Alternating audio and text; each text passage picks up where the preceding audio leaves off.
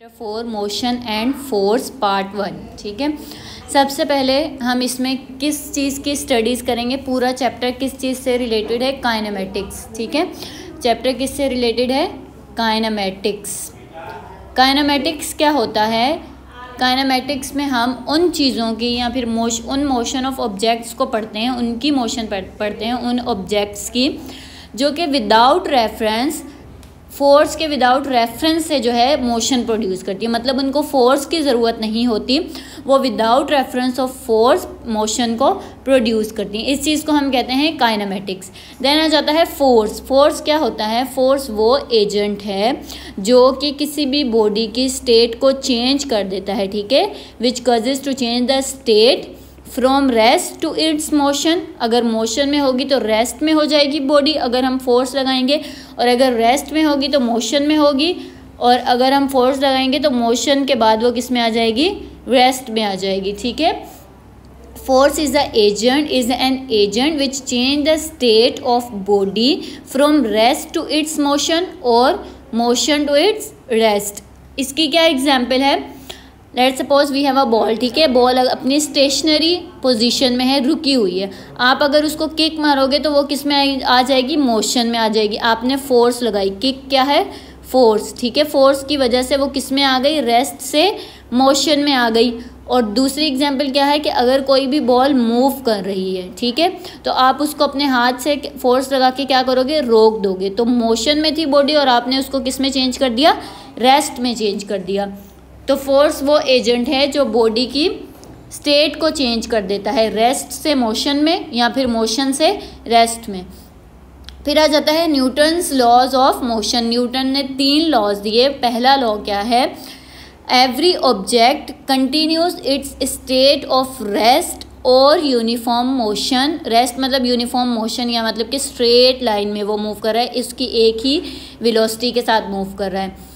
तब तक वो मूव करता रहेगा अनलेस, जब तक it is acted upon bye an external force which changes it's state of rest. Newton के फर्स्ट लॉ में न्यूटन ने हमें बताया कि कोई भी बॉडी जो है वो अपनी स्टेट ऑफ रेस्ट में रहेगी हमेशा। ठीक है, या तो फिर यूनिफॉर्म मोशन में होगी या फिर स्टेट ऑफ रेस्ट में रहेगी, जब तक हम उस पर कोई एक्सटर्नल फोर्स अप्लाई नहीं करते, तब तक वो या तो यूनिफॉर्म मोशन में रहेगी या फिर अपने रेस्ट स्टेट में रहेगी। ठीक है, इसकी एग्जाम्पल क्या है?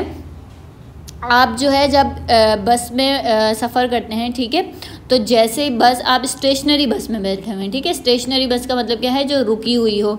स्टेशनरी बस में आप क्या कर रहे हैं? सफ़र कर रहे हैं। ठीक है, तो आप जब बैठे हुए हैं बस में, बस रुकी हुई है, लेकिन अचानक से जब बस स्टार्ट होती है तो आपका जो बॉडी का आगे वाला पार्ट है वो पीछे को वो हो जाता है। ठीक है, जैसे धचका लगता है ना, एक जब जो है बस स्टार्ट होती है तो एक धचका लगता है और आपका सर पीछे हो जाता है। तो जब तक बस ने फोर्स नहीं लगाई तब तक आप क्या थे? स्टेशनरी थे। ठीक है, रेस्ट की हालत में थे।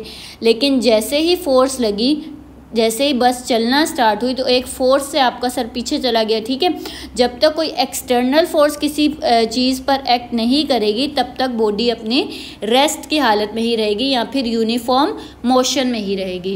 पेज नंबर 48 पर आपको एग्जाम्पल दी गई है, जो अभी मैंने आपको बस वाली दी है। ठीक है, और कॉइन वाली भी दी गई है, उसे देखिएगा। देन आ जाता है सेकेंड लॉ। सेकेंड लॉ क्या कहता है कि when a force acts on an object, जब कोई भी फोर्स बॉडी पर एक्ट करती है, ठीक है, ये एक बॉडी है जिसका मास है A और ये दूसरी बॉडी है जिसका मास है B। इस फोर्स के ऊपर, इस बॉडी के ऊपर जो फोर्स एक्ट हो रही है वो है F1 और इसके ऊपर जो फोर्स है वो है F2। तो न्यूटन ने अपने सेकेंड लॉ ऑफ मोशन में हमें बताया कि when a force acts on an object it produces acceleration. कोई भी फोर्स जो है वो जब एक बॉडी पे एक्ट करती है तो उस एक्शन की वजह से बॉडी मूव करना स्टार्ट करती है। ठीक है, अगर आप बॉल पड़ी हुई है रेस्ट में, आप उसको किक मारोगे तो वो क्या हो जाएगी? मूव करना स्टार्ट हो जाएगी। उस मूवमेंट की वजह से उसमें कुछ ना कुछ उसकी वेलोसिटी होगी, तो जो चेंज इन वेलोसिटी है वो क्या प्रोड्यूस करेगा? एक्सलरेशन। एक्सलरेशन आपको मिस अदीला ने बताया होगा कि चेंज इन वेलोसिटी हम क्या कहते हैं? एक्सलरेशन। तो एक्सलरेशन प्रोड्यूस होगा। ठीक है, वो जो एक्सलरेशन है वो फोर्स के डायरेक्टली प्रोपोर्शनल होगा। जो भी एक्सलरेशन प्रोड्यूस हो रहा है बॉडी में फोर्स की वजह से, वो फोर्स के डायरेक्टली प्रोपोर्शनल होगा। ये डायरेक्टली प्रोपोर्शनैलिटी का साइन, ठीक है। इसका मतलब डायरेक्टली प्रोपोर्शनल का मतलब ये है कि जितनी ज़्यादा हम फोर्स लगाएंगे उतना ज़्यादा एक्सलरेशन प्रोड्यूस होगा, डायरेक्ट रिलेशन है।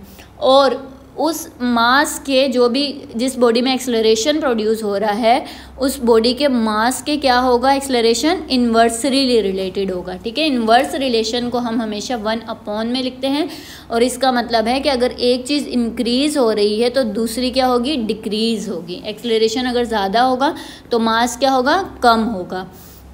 तो न्यूटन ने बोला कि जिस बॉडी के ऊपर फोर्स एक्ट कर रही है उसमें एक्सलरेशन प्रोड्यूस होगा, वो एक्सलरेशन डायरेक्टली प्रोपोर्शनल होगा फोर्स के और इन्वर्सली रिलेटेड होगा किसके, मास के। इसको हमने इक्वेशन 1 का नाम दिया और इसको हमने इक्वेशन 2 का नाम दे दिया।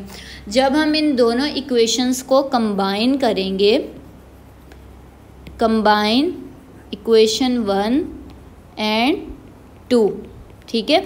कंबाइन करने पे हमें क्या मिला कि ये दोनों साइड पर क्या है, ए, तो ए को हमने एक दफ़ा लिख दिया, ठीक है। यहाँ पर प्रोपोर्शनैलिटी का साइन है तो ये प्रोपोर्शनैलिटी का साइन आ गया। ऊपर एफ था तो हमने यहाँ पे एफ लिख दिया, नीचे एम था तो हमने यहाँ पर एम लिख दिया। तो ये क्या बन गया, A is directly proportional to force and inversely proportional to mass. बेटा एक बात याद रखना, जब भी हम प्रोपोर्शनैलिटी का साइन हटाते हैं तो हमारे पास क्या आ जाता है, कोई ना कोई एक कांस्टेंट आ जाता है, ठीक है। के क्या है यहाँ पर, कांस्टेंट। तो ये जो कांस्टेंट जो है वो किसके इक्वल होगा, 1 के। अगर जो कांस्टेंट की वैल्यू 1 के इक्वल होगी तो यहाँ मैं 1 पुट कर दूंगी, ठीक है। तो ये सिर्फ एफ डिवाइडेड बाय एम रह जाएगा, 1 हट जाएगा। तो फोर्स किसके इक्वल हो जाएगी, एम जो है यहाँ पर क्या हो रहा है, फोर्स के साथ डिवाइड हो रहा है और यहाँ पर आके क्या हो जाएगा, मल्टीप्लाई। तो ये आंसर क्या आएगा, force is equals to M A, ठीक है। ये लास्ट एक्सप्रेशन है, फाइनल एक्सप्रेशन है सेकंड लॉ ऑफ मोशन का। फिर आ जाता है इनर्शिया। इनर्शिया क्या होता है, जैसे कि मैंने आपको बस वाली एग्जांपल दी है, ठीक है। उसमें आपकी बॉडी जब बस मूव किया तो आपकी बॉडी क्या हुई, एकदम झटके से पीछे हुई, लेकिन बॉडी ने भी कुछ ना कुछ क्या लगाई, रेजिस्टेंस लगाई, ठीक है। बॉडी ने भी कुछ क्या लगाई, रेजिस्टेंस उस फोर्स के अगेंस्ट। तो ये जो रेजिस्टेंस है इसे हम कह रहे हैं इनर्शिया। इनर्शिया बेसिकली होता क्या है कि जितने भी मटेरियल ऑब्जेक्ट्स हैं उनके, आपको पता है उनमें कोई ना कोई ओपोजिंग फोर्स होती है, ठीक है। क्या होती है, ओपोजिंग फोर्स। मतलब कि अगर कोई आपको हिट कर रहा है तो आपके अंदर भी कुछ ना कुछ फोर्स होगी, ओपोजिट फोर्स जिसे हम कह रहे हैं। कोई भी चेंज, जब भी बॉडी में कोई चेंज आ रहा है उसके ऑपोजिट हमेशा कोई ना कोई फोर्स एक्ट करती है, ठीक है। अच्छा, फिर है कि ये वाली जो प्रॉपर्टी है मैटर की, जो चेंज कर रही है, ऑपोजिट हो रही है, इस प्रॉपर्टी ऑफ मैटर को हम क्या कह रहे हैं, ये क्या है, इनर्शिया। जो रेजिस्ट करता है चेंज आने में, आपकी बॉडी में जो चेंज आएगा उसको रेजिस्ट करने के लिए जो है कौन सी फोर्स होगी, इनर्शिया फोर्स होगी, ठीक है। इसे हम क्या कहते हैं, इनर्शिया। इसकी क्या स्टेटमेंट्स है, all the material objects possess the property of opposing any change in their state of rest. This property of matter by virtue of which an object resists a change in its state of rest or motion is called inertia. Page number 48 पे point number 2 में inertia की definition दी हुई है, वहाँ से आप लोग याद करेंगे।